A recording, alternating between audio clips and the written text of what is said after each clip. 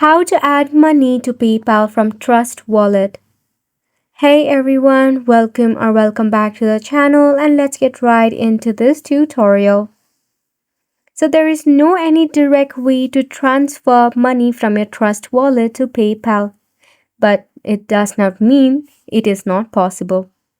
So what you can do is you can actually convert a cryptocurrency into your fiat currency, that is USD or Euro.